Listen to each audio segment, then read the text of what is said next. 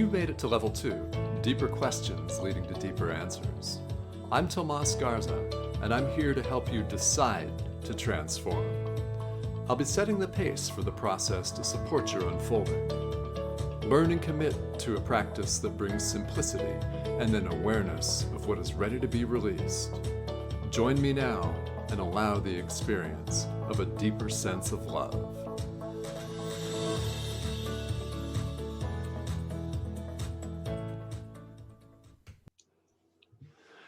Hello and welcome to Decide to Transform and the 6th and final episode of our very special series, Intentional Parenting with Arlene Wallace. Now, thank you all for tuning in today. And if you've tuned in to the previous 5 episodes, you'll know that Arlene is really bringing some heartfelt experience and advice, suggestions from her heart and from her being an experience about parenting. Now, Arlene was born in Jamaica and now resides in Ontario, Canada. She's the proud mother of Noah, age 23, an educator, and a passionate advocate for all single parents and their children. And I might also add, soon to be published in the international compilation Break Up to Wake Up, Journey Beyond the Now, which will be out and available for purchase in November 2020. So that is exciting. And Arlene, I want to welcome you. Thank you again for joining us here. Why, thank you for inviting me. And as always, I want to give a special shout out and an intro to my co-host, my very good friend, and fellow radio show host, podcast producer, Lisa Berry. Lisa is a holistic nutritionist and a longtime life coach and the host of Light on Living, the internet radio show on Om Times Radio. Lisa, it's great to have you back. Thanks for joining us. Yes, thank you. I love this series. I do too. Yes, this is really wonderful. And in the 5th episode here, the last one, we were talking about intentional self-care. And Arlene, you were kind enough to walk us through your own personal story. And what we'd like to do here today in this episode is take these pillars of self-care that we will mention in just a moment and talk about how one as a parent teaches self-care to their children. Well, what I have learned through this journey or on this journey is that self-care is a necessity for long life. Oh, yeah. So what we have done, myself, my family, to show Noah that, because things have changed for us dramatically. Okay. In order to take care of oneself, you must get the proper amount of rest. I indicate that to Noah all the time. And funny enough, he recognizes that because he's so quick to pick up on when I'm tired. Mm-hmm. He would be like, Mom, because he's seen the effects of what happens when you don't get the proper rest. He saw that I was barely ever home before this happened. So when he sees me now and I look tired to him, I don't even sometimes express that to him, but he's able to pick up on that. Yeah. And he'll say, Mom, you need to rest now. It's okay. I'll do this. I'll do it. Mm-hmm. Just go rest. Okay. Yeah. Number one thing really huge right there. I was going to ask that because right now we have the advantage of speaking to Arlene, who is a mom who has a beautiful relationship with her son, who both are now on either are healthy and are on pathways of being healthy. And I feel like this is that hindsight advice for parents. And you mentioned the number one thing I would imagine would be the most difficult thing for parents to get kids to do is to rest. And because, they're like, I'm not tired. I'm not tired. And so, look, using all of your experience now, and I mean, Noah's just so kind. He recognizes in you, but does he recognize it in him? And how can you help other parents help their kids to recognize that you need to rest? You need to, not be so tired.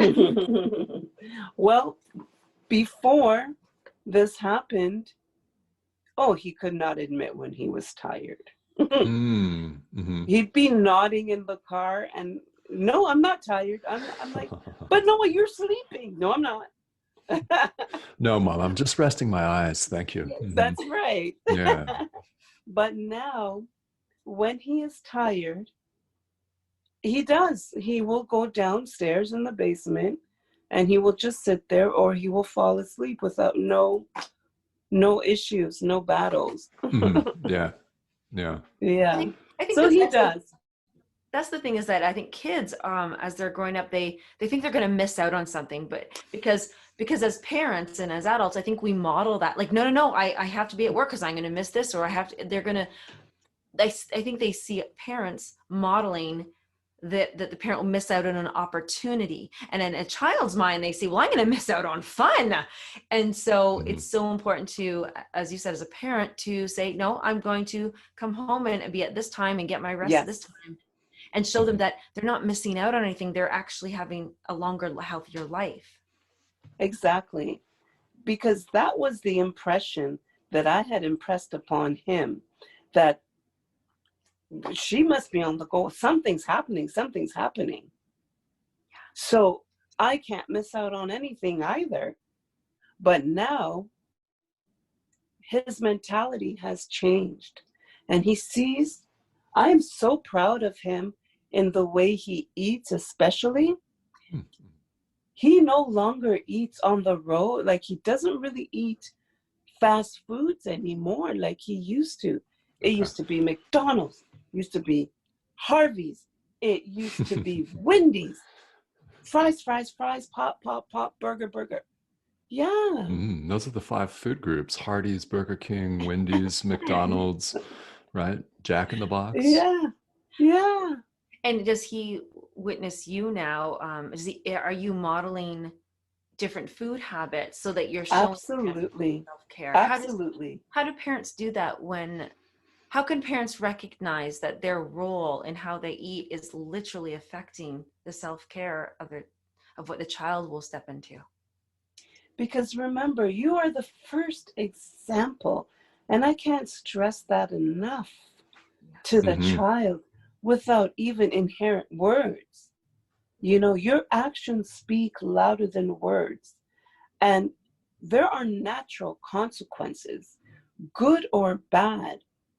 So you constantly not eating appropriately, getting the proper nutrients, it's not only going to show physically, but also mentally. Oh, yeah. Yeah. Oh, yeah. So with that being said, Oh, no, go ahead. Sorry. So with that being said, Lisa, he knows the value of nutritional foods because your energy level is different and you're sharper. You are quicker. And the reason I just paused for a moment was because I thought about it, and even Noah's vocabulary has totally increased. He's quicker to think and respond. Yeah. So, yeah. Yes, I think anybody that has or has had a teenager can completely relate to this, to the lack of sleep. I have a 17-year-old. I can relate to this. So this is live for me. The lack of sleep and the inherent, apparent lack of mental functionality, which also goes with nutrition as well. So I'm glad that you mentioned both of those. One thing I just wanted to ask, because when you mentioned about food, I just for some reason could imagine you having your meals with your mom and your son and really showing appreciation. I know there's another A word, it could be another pillar here, but I can imagine you being thanking for the food, thanking for the abundance, thanking for the nutrients. And also I feel like when we have healthy food, there's a lot more appreciation for it than, when he went to, Harvey's or whatever, was he saying grace, or it's like, but also that's a really good modeling to say, thank you for this food that is giving me the fuel and the nutrients to build this body. And I think appreciation kind of goes with that first pillar of awareness, because we're aware how valuable that particular thing is in our self-care. And yeah, I love being aware of food. I always, point out the nutrients and whatever I'm eating, like, oh, look at this vitamin C. Yes. And it's funny you say that, Lisa, because you are absolutely right.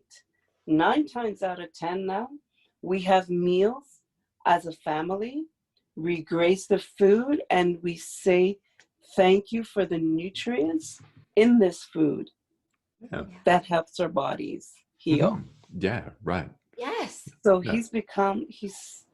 I tell you, he's going to make a woman some great husband. Oh, all right. This series is going to turn into a matchmaking thing for him. Yes, those of you out there listening, I think you knew that, right? You knew where we were headed with this, right? Yeah, Noah's 23. So yes, right? Yep. Yeah. Well, the second pillar, which I love, which is acknowledgement, really revolves around acknowledging what areas need attention. And as a parent teaching a child, do you think it's more important for a parent to look at each child differently? So say they have 3 children. Some acknowledgement of areas are going to be different. Say one child might need more rest. One child might need to work on food. How do you go through that process of when you were raising Noah to say to acknowledge what area did he need? What did you need to do to be a good parent and have intentional parenting so that you could help him acknowledge what areas needed self-care? Sure. Well, each individual is created uniquely. We all have our own gifts and talents, and we all, as a human race, need to nurture that in each other. So acknowledgement, again, comes in understanding, seeking to know each one's personality and how you could best undergird them, how you can best support them. Your children, one must recognize the value in them and help propel them into what their purpose is, into what their vision is, not what yours is for them. Right. Right? Yeah. Yes, and that's an important distinction, is what is their vision. Because once they are exploring their purpose and you are exploring it with them, because that's right. Let's do it together. But the one of the A's, the pillars and A's is about how to ask and receive that help, like how to accept it. How do they even ask for help? That's self-care. They have to love themselves enough to know that they are worthy and that they can ask and that they're worthy of receiving that's the self-care from themselves and others. So how would you support a child? How would you as a parent support a child in letting them know that they are worthy of asking and receiving attention and help? Well, with that, you remember, words are powerful. When you speak, you're speaking into someone's soul. Words literally create self-esteem. Self-esteem then creates confidence. And with confidence, you learn how to take control, you learn how to manage, you learn how to focus, and then you know how to react in a positive manner. Okay, I have to do this. I have to share a cat story just because I'm a cat mom and in general that I love that you just said self-esteem. Do you know that when animals don't feel loved and cared for, they stop bathing. They stop taking Oh, care of themselves. It's very sad. So, a lot of times if we see like a stray cat and we think, oh, look how dirty he is, it's because no one loves him. He doesn't hear those words and feel that, and he actually stops taking care of himself. And that's when so a child, and I'm feeling this, what you just said, I love that you said, I know I want to cry right now thinking of little cats, is if your child hears those words and is feeling their self-esteem rise, then they have confidence, and of course they're going to pay more attention to what they need and feel deserving of self-care, and saying to, hey mom, I have esteem and confidence, and I recognize that you need to do this too, and they're able to, their cup is overflowing, so they can now give as well. Oh, that's right. It clearly empowers them, and it makes them realize what their purpose is and their value, and they work towards that. Yeah. purpose. I'm so jumping all over this now. I was like, purpose. Do you know also too, I love this. Little kids, what do they do when they're little? They see you doing something, they want to do the mini version of it, I want That's a little right. shovel, I want a little rake, I want a little, That's right. and because they have a purpose. And so as we give them an opportunity to explore, they might say, I want a little shovel, and then go, oh, nope, I do not like shoveling. Let me try something else. That's right. And Yeah. don't forget, Lisa, Thomas, that you want the best for your child. You want to be proud of your child, because they are your legacy. They are an extension of you. When Noah goes out there, he knows he's a representation of who I am. So if you want your child to be proud of you, you first got to empower them with the words that you use, speaking into their soul, so it reciprocates back to you. And you get what you Yes. want anyways. Oh my gosh, my Yeah. heart just got bigger, because I remember now, it seems like a lifetime ago, because we've been through such a journey. In the very beginning, the very first of the series, you spoke of a child being your legacy. And how beautiful did you just make that? Not like, oh, it's my heir to my throne, but you said that you want them to be proud of you too, so that when they step out into the world, everything that you've taught them, everything that you fed them and gave to them, they are a representation of that work in collaboration. They have to take some responsibility. Yes, they do. That's a beautiful way of bringing that full circle from when we started, because the legacy that is so important, that it's more, it's about the extension of you, which you just shared. And in self-care, yes, if you as the parent have to show self-care and teach that child how to, and there's that full circle. Yep. Yes. Yeah, really, and the piece about empowering them is so critically important when we're talking about the theme of intentional parenting, that has to include intentional self-care. A critical component of this is empowering others. In the last episode, we talked about how connected we all are as human beings, and part of our own self-care is, in fact, caring for other people. And that's right. what better relationship to do that but in a parent-child relationship? So, Arlene, we've touched on the empowering our children, rest, and nutrition. What else stands out to you as something that you feel parents would need to pay attention to for teaching their own children self-care? Well, I believe that communication, positive communication, Yeah. is the open door, because positive communication, it teaches your child to be a contributing citizen, not only in the home, but to society. Yeah. Yeah. Yes. And then that consciousness is now aware of how they're being treated. So then they will go out and in turn treat somebody the same way and have a heart of empathy and compassion. Mm-hmm. Mm-hmm. I have to ask you, Arlene, were there any words that I mean, when I was little, we called the S word. It's the stupid word. And oh, if I even pretended to go like this, I'd be grounded. You are not calling your sister that word. That is not treating them nice. So we had some words that were swear words, even though they're not real swear words. Yeah. Because they said that, nobody wants to hear that. Did you have any words that you said, no, we were not using that language. That is not a nice word. Did you have any no-nos? Okay, yes, let me tell you. I'm going to tell you a story from when we were my best friends and I were teenagers in regards to that.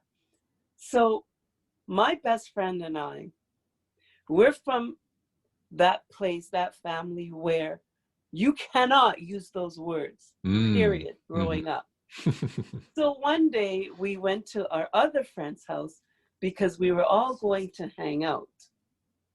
Now we walked in because they always left the door open back in those days, right? Yeah. And they knew that we were coming. So we walk in on an argument. Our friend and her mother were swearing. So my other friend and I, we looked at each other with our mouths to the ground because we were like, if we ever spoke like that to our moms, we'd be dead. So every time I hear that, I always think about that. So with Noah now, he's grown up in that atmosphere as well. And he came home one day after school. We were having a conversation. I don't even remember how we got on the topic, but going over his day like we normally would, because I would always ask him, how was his day? So he goes, Mom, do you realize out of all my friends, I'm the only one that doesn't swear? Oh. I said, oh, so you're telling me this because you're going to plan on swearing? He goes, no. Okay. All right.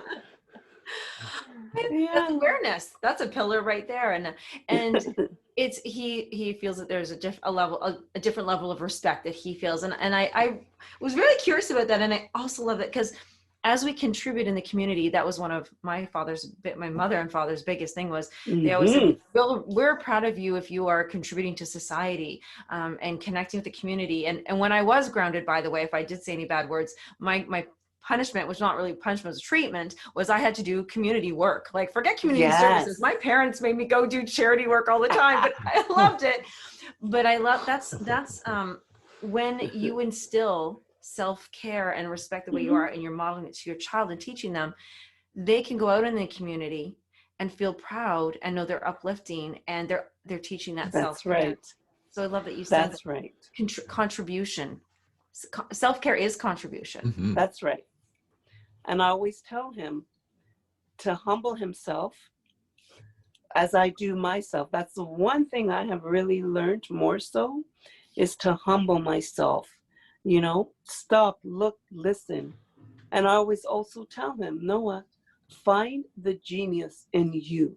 Find the genius within you. Aww. Yeah. Master your gifts. Oh, yeah. Oh, I like that. Arlene, what would the difference be for you between when somebody, I like that you said humble, because some people would say, but I want to show the world my gifts and I'm shiny. And if I'm humble, am I not shiny? Am I not doing my thing? What's the difference? How can we walk that fine line of honoring and having self-care towards our shininess and purpose and being humble? And humble compared to being proud, egotistical, or egotistical. That's right. There's a difference because when you're humble, you're thinking about others that are around you. When you put yourself in others' shoes, you're exercising compassion, you're exercising empathy, and you want to build, you want to help somebody else's life be better. I'll give you an example. It's like I had that example from my mom. If my mom had one wish, she would want an orphanage in Africa. Okay. Mm-hmm. And with me, that has passed on to me because I've seen how she's given to charities unconditionally. Even when she may not have that room to give as much, she'll still give something. So she's laid that foundation of being humble and kind and generous and giving. Mm-hmm. But when you are not humble, you make it all about you. Yeah. And Yeah. you want people to say good things about you. Mm-hmm. But that's not substantial. That's No. not going to last. When you're humble, you leave an impact. Mm-hmm. Yeah. Yeah. Yeah. Yeah, that's just it. You leave an impact, and Mhm. we circle back around to the legacy and what. That's right. Yeah, and this has been a theme. So yeah, and here we have another appearance of that. I love that. And one of the things that always has struck me, Arlene, is that we're always teaching, right? Always, at all times, because Mhm. everybody all around us is communicating with us, even online. Right? Mhm. Yeah, we're all, even in the time of a pandemic, we're always teaching, and we're always also learning. And I think that's you've really made that point here. Mhm. Always. I feel like the umbrella of self-care, now that we've kind of peeked under it, it's just so many compartments that self-care, like I think I really did. I was light and fluffy on self-care before this, Arlene. Yes. And like I was going just a little bit deeper, but now that we're going through, I really probably would have stayed at rest and nutrition, but now I'm like, ooh, being humble is part of self-care, and leading and mastering your gifts is part of self-care and esteem. So for like, how can parents teach their children? I want to wrap this question up so beautifully, and it's just now my heart is so open I can't get to my brain. But how can parents teach their child to go deeper on self-care, more than just food and just to keep the body going? It's more about the soul. It's more about self-care. It's Mhm. actually more about the soul. How can we teach that? Because you just taught me that. Well, for example, with Noah, I don't intervene when he takes showers. The showers that he takes, I mean to say, is that they're very long, very long, you know. Okay. But in the shower, sometimes I'll hear him just talking to himself, you know, Mm. laughing. Okay. And I think, yeah, little things like that. Don't get upset when they take so long, for example, in the shower. Don't get upset when they have their headphones on and listening to positive music, right? Right. As long as it's not a very long period of time and they don't um, so associate with you. Hmm. But if you do not give them that time, A long time. they will extend on that. But if you don't intervene, they'll know when to stop and come and speak. It would just be innate in them to want to associate with you. You Mm. just have to give them room, a little bit of room. Right.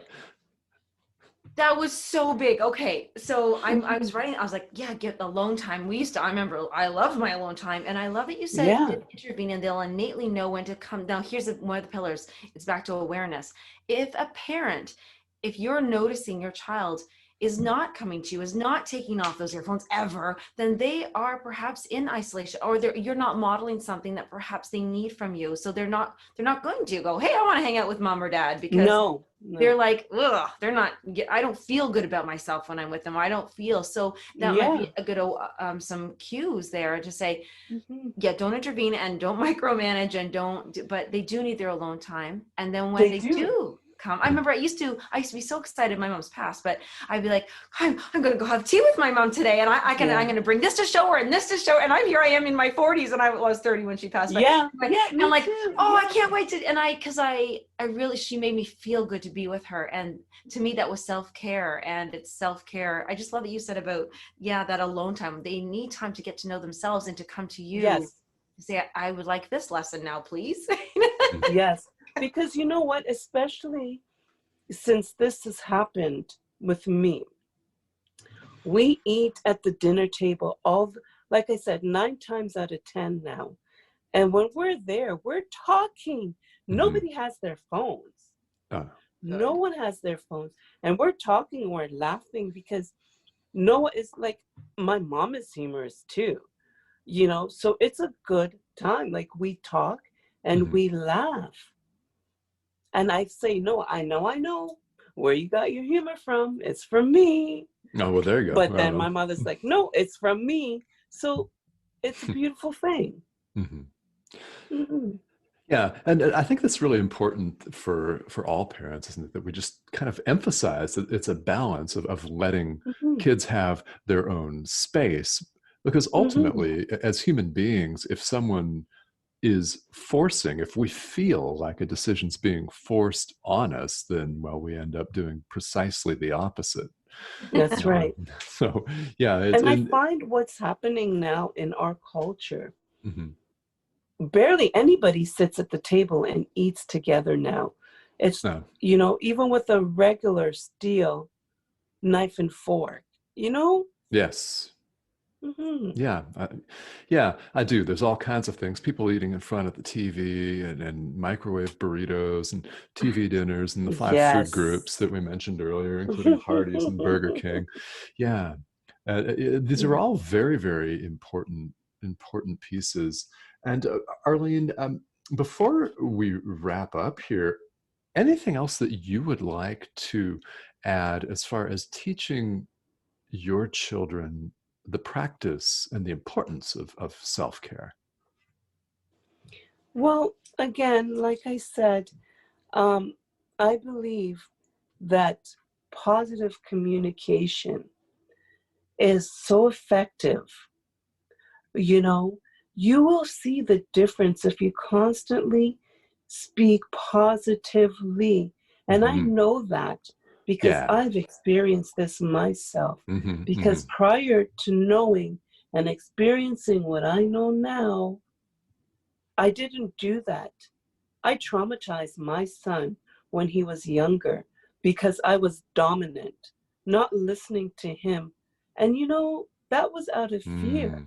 Oh, yeah, right. Yeah. Yeah. So I just say, again, speak to your child. Value your child. Value that child, because they will leave you proud, and that's what you want. Yes. Yes. Value your child. I think that is probably one of the most biggest statements to cover for intentional parenting. Value your child, connect with them, communicate with them, speak positively, loving, involve them. And get involved in your child's life. Yes.